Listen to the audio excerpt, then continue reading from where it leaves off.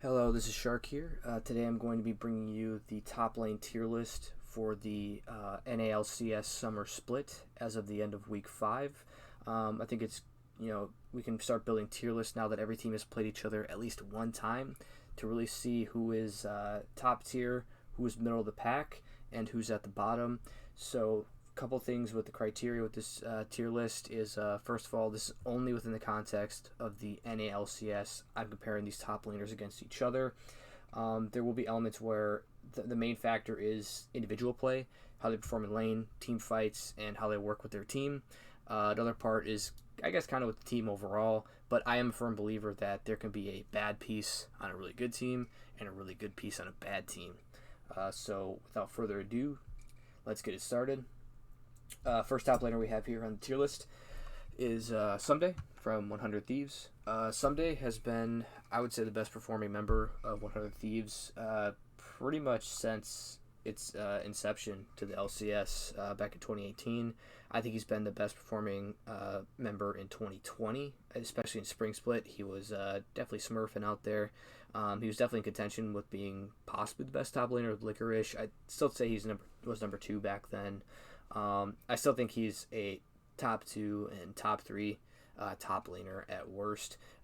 He's solid in lane. He plays well with strong and weak side. And he plays tanks, carries. He pretty much does whatever the team needs him to do.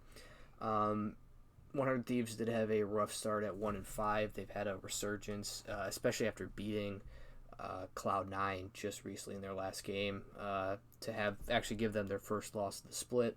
And Ssumday and contracts, they were the main reasons why they played really well in actually knocking off the best team and giving their first loss. So I would say Ssumday is an A tier for me. I think it's really good spot. I don't think it's quite S tier just because they did have that rough start of things and he wasn't necessarily performing the best, but they've definitely started to turn things around, and Ssumday's really heating up. One thing I really want to see is 100 Thieves give him the ball more, give him his picks, give him the counter pick like Camille, and let him go, let him go to work. So Ssumday, really good player.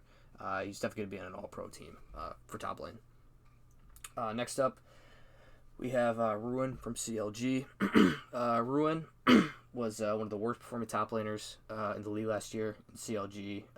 Definitely was not a good team, and he was one of the primary reasons why. This split, CLG had a bit of a resurgence. They played pretty well to start out. Started out 4-2. I mean, I personally think they beat a lot of the bottom tier teams. That's who they got put up against right away. Ruin himself, I don't think has been particularly solid. I think in lane he's been pretty hit or miss, and he has had a lot of ISO deaths, whether it was in lane or it was split pushing. So I think he's improved from last split, and he was getting towards that summer performance he had back in 2019. But I'd say he's like pretty much near like the 8 to 10 mark as far as top laners go. D tier is pretty much the bottom of the pack. He's pretty close to being there. I might move him down, but for now he's going to be towards the bottom of C tier. Next up we have Licorice. There's not much to say about this guy. He's the best top laner on the best team in the LCS. I think actually this split too, he's really ramped it up. I think his performance in lane has been nothing short of spectacular. I mean, his CSD at 15 is top among everyone, I believe, except maybe Blabber might be the only one who's higher, and that's in a completely different role. He's been really good in lane. He's had a few solo deaths here and there, but I'm not going to weigh that too much against him. But in team fight, in lane, he's really solid. He plays weak side most of the time as well, which is really commendable, being able to pretty much build that lead on his own and just playing the lane out correctly. So he's the best top laner in the league by far. Easy S tier. Next, we got Kumo.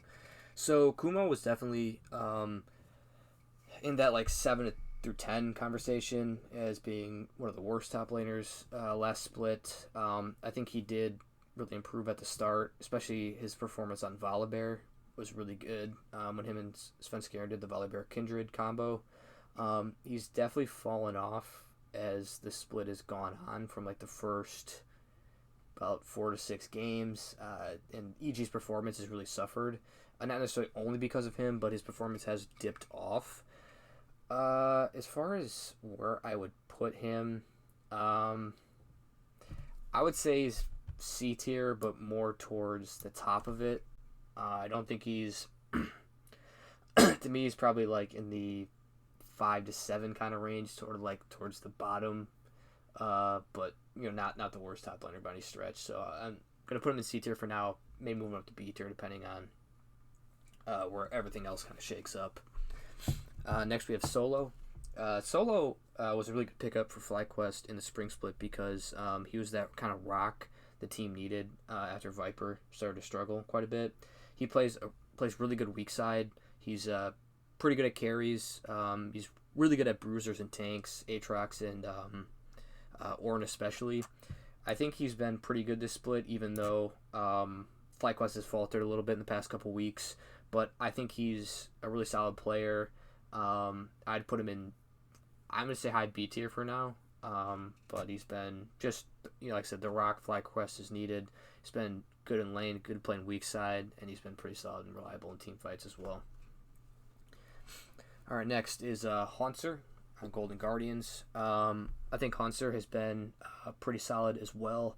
I would put him in the top half of top laners overall. I think he's been pretty reliable in lane. He's been pretty good in team fights. Seems to have pretty good synergy with closer as well. So I'd say he's pretty close to being solo level. He can pretty similar to solo as well, in that he can play pretty good weak side, good at bruisers and tanks. Not necessarily as good at carries, but I think in the current state of the meta, it's perfectly fine to play the bruisers and tanks. So I think he's been a pretty solid player. Next we have Soaz, legacy player. One of the most decorated Western League of Legends players of all time.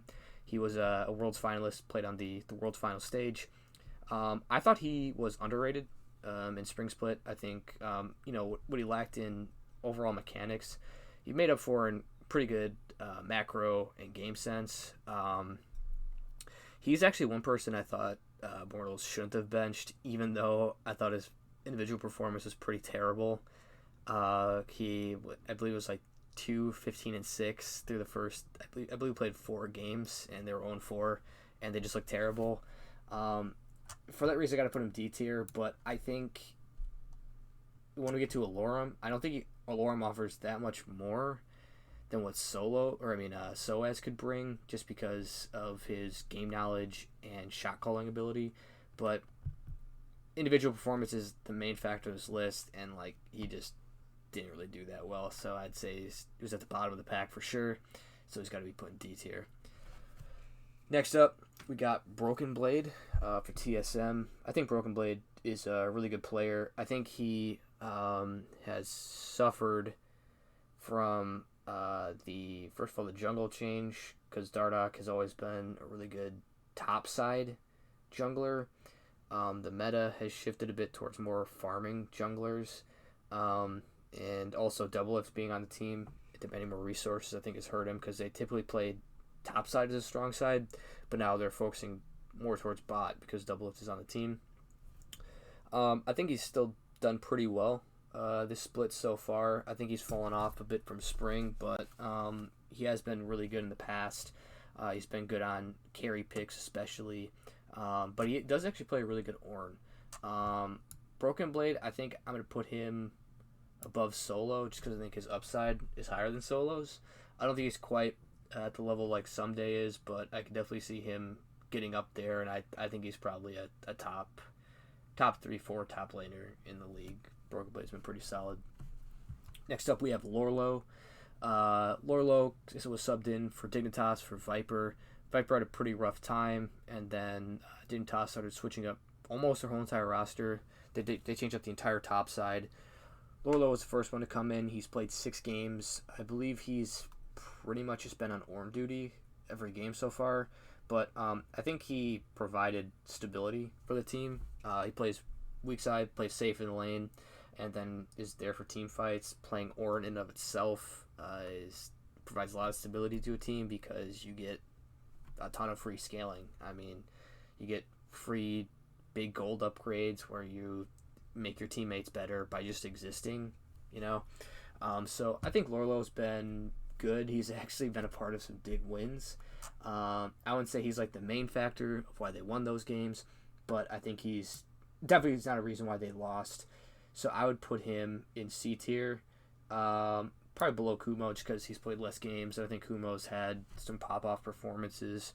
But overall, Lourlo's been a good substitution for Dignitas, and he's been a generally middle-of-the-pack kind of top laner. All right, next we have Impact on Team Liquid.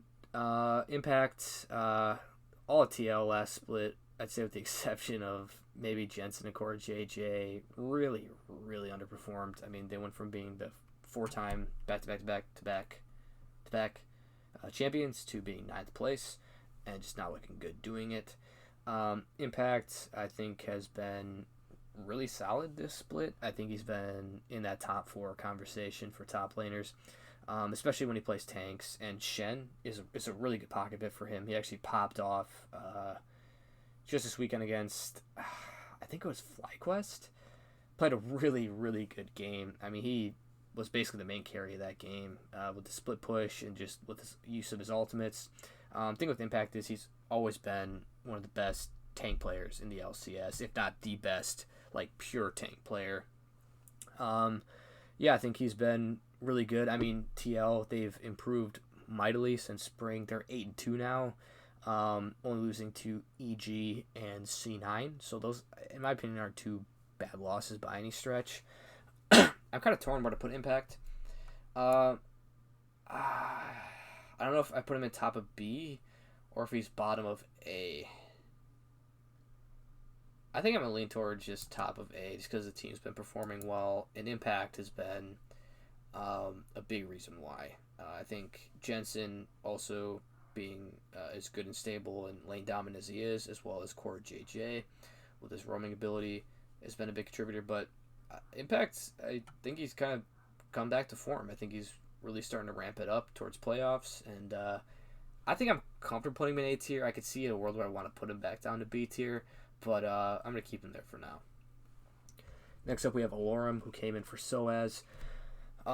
There was the meme when he played Malphite against Team Liquid where, I mean, he was soaking up so much damage, and, like, well, I shouldn't even say damage, like, he just was, like, just the invincible tank. I mean, Jensen on Azir couldn't poke through him. I believe they ran into Felios, and he even had a hard time doing it. But Alorum's been kind of like a Lourlo, where he's played a lot of tanks, and he's just been kind of the rock and the pressure absorber that the team has needed to kind of steadily improve. They picked up their first couple wins. They even beat FlyQuest, which, I mean, they've been slumping, but still a win in of itself against a top to middle of the pack team. So he's pretty much been the same as Lourlo, so I'm going to put him right there. Doesn't really have, like, the pop-off or, I think, carry potential. I think he's better on tanks and maybe a bruiser every once in a while. But, not bad by any stretch. He hasn't, I don't think, been the reason why they've lost any games. He's just been a pretty stable, reliable, solid piece for them. Next we have V1per for Dignitas. He's still in the FlyQuest gear on this picture.